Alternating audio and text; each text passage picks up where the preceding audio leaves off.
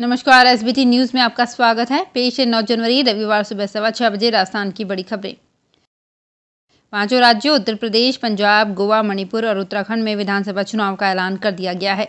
इसके तहत निर्वाचन आयोग ने कई अहम दिशा निर्देश जारी किए हैं। पांचों चुनावी राज्यों में रोड शो, पदयात्रा, साइकिल या वाहन रैली पर रोक लगा दी गई है। इसके अलावा रात 8 बजे से सुबह 8 बजे तक कैंपेन कर्फ्यू लागू रहेगा। ये प्रतिबंध 15 जनवरी तक लागू रहेगा। जानकारी के मुताबिक मुख्य चुनाव आयुक्त सुशील चंद्रा ने बताया कि इसके अलावा चुनाव में जीत के बाद भी जुलूस निकालने पर प्रतिबंध लगाया गया है। डोर टू डोर कैंपेन के लिए केवल 5 लोग ही जा सकते हैं। 15 जनवरी के बाद हालात का जायजा लेकर चुनाव आयोग फैसला लेगा। पांचों राज्यों में 7 चरण में विधानसभा चुनाव होंगे। उत्तर प्रदेश में पहले दौर का मतदान 10 फरवरी को होगा, दूसरा चरण 14 फरवरी, तीसरा चरण 20 फरवरी, चौथा चरण 23 फरवरी, पांचवा चरण 27 फरवरी और छठा चरण 3 मार्च और अंतिम चरण 7 मार्च को होगा। 10 मार्च को नतीजे घोषित किए जाएंगे। पंजाब, उत्तराखंड और गोवा में 14 फरवरी को मतदान होगा। वहीं मणिपुर में 2 चरणों में मतदान होगा। यहां 27 फरवरी को पहले दौर और 3 मार्च को अंतिम दौर का मतदान होगा। सभी राज्यों में 10 मार्च को मतगणना होगी। राजस्थान में कोरोना का कहर लगातार बढ़ता जा रहा है और शनिवार को 4000 से अधिक नए मामले सामने आए हैं। वह सक्रिय मरीजों की संख्या 14000 के पार पहुंच गई है। चिकित्सा विभाग के अनुसार प्रदेश में शनिवार को 4108 नए मामले सामने आए। जयपुर जिले में लगातार नए मामले ज़्यादा सामने आ रहे हैं और जयपुर में 1866 नए मामले सामने आए, जिससे जयपुर में सक्रिय मरीजों की संख्या 7545 पर पहुँच गई है। नए मामलों में जोधपुर में 515, अलवर में 167, उदयपुर में 225, बीकानेर में 149, अजमेर में 191, कोटा में 107, भरतपुर में 144, भीलवाड़ा में 55, चित्तौड़गढ़ में 83, सवाई माधोपुर में 67, प्रतापगढ़ में 27, बाड़मेर में 78, डूंगरपुर में 14, राजसमंद में 43, बांसवाड़ा में 34 रोगी मिले हैं। वहीं टोंक में 28, सीकर में 79, सिरोही में 54, बूंदी में 13, झालावाड़ में 39, धौलपुर में 23, हनुमानगढ़ में 15, जैसलमेर में 20, पाली में 51, टोंक में 28, नागौर में 9, चूरू एवं बारां में 2-2 तथा गंगानगर एवं झुंझुनू में 1-1 नया मामला सामने आया है। राज्य में केवल 12 व जालौर जिले में कोई नया मामला सामने नहीं आया। जयपुर में पिछले 2 दिनों से हो रही मावठ की बारिश ने जनजीवन अस्त व्यस्त कर रखा है। बारिश और ओलों ने किसान की मेहनत पर भी पानी फेर दिया है। सीकर रोड स्थित कुकरखेड़ा मंडी में रात से हो रही बारिश और ओलों से मंडी में खुले में रखी मूंगफली की 1 लाख बोरियां भीग गई। करीब 20 करोड़ रुपए की मूंगफली खराब हो गई। राजस्थान खाद्य पदार्थ व्यापार संघ के चेयरमैन बाबूलाल गुप्ता ने बताया कि मंडी में बिकने के लिए आई 1 लाख मूंगफली की बोरियां बारिश में भीग कर खराब हो गई हैं। बाबूलाल गुप्ता ने बताया कि मंडी में खुले में रखी मूंगफली की 1 लाख बोरियों में 50,000 बोरियां मंडी के व्यापारियों की थी। निर्वाचन आयोग ने पंजाब में विधानसभा चुनाव का ऐलान कर दिया है। सूबे में वैलेंटाइन डे के दिन 14 फरवरी को एक ही चरण में विधानसभा चुनाव होंगे। पंजाब में चुनाव के लिए नोटिफिकेशन 21 जनवरी को जारी होगा। 28 जनवरी तक नामांकन कर सकेंगे। 29 जनवरी को नामांकन पत्रों की जांच होगी। 31 जनवरी तक नाम वापस लिए जा सकेंगे और 10 मार्च को चुनावी नतीजे आएंगे। आयोग ने प्रेस कॉन्फ्रेंस में चुनाव और उनके प्रबंधों की जानकारी देते हुए बताया कि कोविड सेफ चुनाव होंगे। सभी उम्मीदवारों के लिए ऑनलाइन नामांकन की सुविधा रहेगी। वहीं 15 जनवरी तक किसी प्रकार की रैली, नुक्कड़ सभा जैसी गतिविधियों की अनुमति नहीं रहेगी। चुनाव आयोग के एक ऐलान ने सभी का ध्यान खींचा है, जिसमें कहा गया है कि वरिष्ठ नागरिकों, दिव्यांगों और कोरोना वायरस से प्रभावित लोगों को घर से वोट करने की सुविधा मिलेगी। 5 राज्यों के चुनावों की तारीखों का ऐलान करते हुए मुख्य चुनाव आयुक्त सुशील चंद्रा ने कहा कि उत्तर प्रदेश, पंजाब, उत्तराखंड, गोवा और मणिपुर में ये सुविधा दी जाएगी। उन्होंने कहा कि यहाँ हम आपको डोर स्टेप वोटिंग के बारे में बता रहे हैं कि आखिर कैसे कोई व्यक्ति घर बैठे ही वोट दे सकता है। रेल का सफर जल्द ही महंगा होने वाला है। ट्रेन में टिकट बुक करने के लिए 10 से 50 रुपए तक ज़्यादा देने होंगे। रेल मंत्रालय ने नए सिरे से विकसित किए गए रेलवे स्टेशनों पर स्टेशन डेवलपमेंट फीस वसूलने का फैसला किया है। रेलवे के मुताबिक ये फीस अलग अलग क्लास से यात्रियों के लिए अलग अलग होगी। उपनगरीय और सीजन टिकट को इससे अलग रखा गया है। ये फीस उस स्टेशन से रेल में चढ़ने और उस स्टेशन पर उतरने वाले यात्रियों से वसूली जाएगी। हालांकि ये किन स्टेशनों के लिए और कब लागू होगा, इसकी जानकारी अभी नहीं दी गई है। पंजाब चुनाव में पहली बार किसान राजनीतिक मैदान में हैं।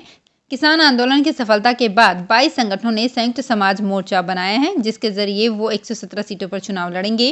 पंजाब के 117 में से 77 विधानसभा सीटों पर किसान वोट बैंक प्रभावी है। ये सभी सीटें ग्रामीण और शहरी ग्रामीण हिस्से वाली हैं। ऐसे में बड़ा सवाल है कि पंजाब में किसान राजनीतिक किंग या फिर किंग मेकर बनेंगे। किसान आंदोलन के वक्त मिले सपोर्ट से सभी राजनीतिक दलों में किसानों के चुनाव लड़ने के ऐलान से हड़कंप जरूर मचा हुआ है। राजस्थान विश्वविद्यालय का 31वां दीक्षांत समारोह और 75 साल पूरा होने पर शनिवार को स्थापना दिवस समारोह का आयोजन किया गया। जयपुर में बढ़ते कोरोना संक्रमण की वजह से इस बार समारोह का वर्चुअल आयोजन किया गया। इसमें कुलाधिपति राज्यपाल कलराज मिश्र भी वर्चुअली शामिल हुए। समारोह में 1,53,000 छात्रों को डिग्री, 3 की डी.लिट उपाधि और 472 को पीएचडी व 117 को गोल्ड मेडल वितरित किए गए। हिंडौन सिटी में निजी स्कूलों ने कलेक्टर के आदेश का उल्लंघन किया है। मुख्य ब्लॉक शिक्षा अधिकारी ने कलेक्टर के आदेशों की अवहेलना करने वाले स्कूलों की जांच कराई और दोषी मिलने पर 5 निजी स्कूल संचालकों को नोटिस जारी किया है।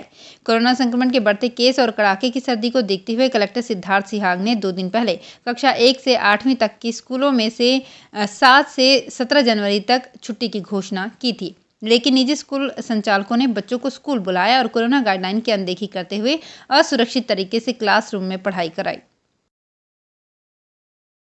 सवाई माधोपुर जिले में शनिवार को कोरोना वायरस के 69 केस सामने आए हैं। इसके साथ ही जिले में कोरोना के एक्टिव केस की संख्या 150 हो गई है। शनिवार को आई रिपोर्ट में 2 पुलिसकर्मी भी कोरोना संक्रमित आए हैं। इन 5 पुलिसकर्मियों में से 2 एसपी ऑफिस, 2 ट्रैफिक पुलिस और 1 कोतवाली थाना पुलिस में कार्यरत है।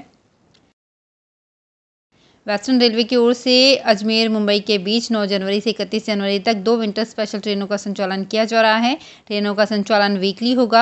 सवाई माधोपुर स्टेशन सुपरिटेंडेंट ब्रज मोहन मीना ने बताया कि 9 जनवरी को ट्रेन नंबर 09621 अजमेर से 6:35 से रवाना होकर सुबह 9 बजे जयपुर और दोपहर 11:30 बजे सवाई माधोपुर, दोपहर 1 बजे कोटा होती हुई मुंबई और दूसरे दिन सोमवार सुबह 4:45 पर पहुंचेगी। ये ट्रेन 30 जनवरी को चलेगी और प्रत्येक सप्ताह में रविवार को चलेगी। डूंगरपुर में शनिवार को 14 कोरोना पॉजिटिव केस सामने आए हैं। संक्रमितों में एडीएम भी शामिल हैं। जिले में एक्टिव केस की संख्या बढ़कर 66 हो गई है। डूंगरपुर ब्लॉक से 4, सीमलवाड़ा ब्लॉक से 4, बिछीवाड़ा से 1 और सागवाड़ा ब्लॉक से 1 संक्रमित मिला है। सीएमएचओ डॉक्टर राजेश शर्मा ने बताया कि Dungarpur medical college central laboratory से शनिवार को आई रिपोर्ट में 14 पॉजिटिव केस आए हैं। एडीएम कृष्णपाल सिंह चौहान भी कोरोना पॉजिटिव मिले हैं। पंजाब के नए डीजीपी वीरेश कुमार भावरा भरतपुर राजस्थान के बयाना के रहने वाले हैं। आचार संहिता लगने से ठीक 2 घंटे पहले पंजाब के मुख्यमंत्री ने वीरेश कुमार के नाम पर मुहर लगाई है। बयाना में सिर्फ उनके छोटे भाई योगेश रहते हैं। डीजीपी वीरेश के भाई योगेश ने बताया कि वो पढ़ने में शुरू से तेज थे। 10वीं बोर्ड एग्जाम में वे पूरे राजस्थान में तीसरे नंबर पर आए थे। 11वीं बोर्ड में 5वीं रैंक हासिल की थी। इसके बाद वे कुरुक्षेत्र चले गए, जहां से उन्होंने बीटेक और एमटेक किया। राजसमंद के नाथद्वारा के श्री दामोदर लाल जी महाराज स्टेडियम में शनिवार को 3 दिवसीय योग महोत्सव की शुरुआत हुई। आयुष मंत्रालय, भारत सरकार, गायत्री परिवार, शांति कुंज, केंद्रीय योग एवं प्राकृतिक चिकित्सा अनुसंधान परिषद और दिव्य भारत युवा संघ राजस्थान द्वारा योग महोत्सव का आयोजन किया जा रहा है। कार्यक्रम में राजसमंद के ही नाथद्वारा में भी आयुष वेलनेस सेंटर खोलने की केंद्रीय आयुष मंत्री ने घोषणा की। श्रीगंगानगर भ्रष्टाचार निरोधक ब्यूरो की प्रथम और द्वितीय चौकियां बीते वर्ष 2021 में रिश्वतखोरी को पकड़ने में बीकानेर संभाग में प्रथम स्थान पर और प्रदेश में टॉप 10 चौकियों में शामिल रही है।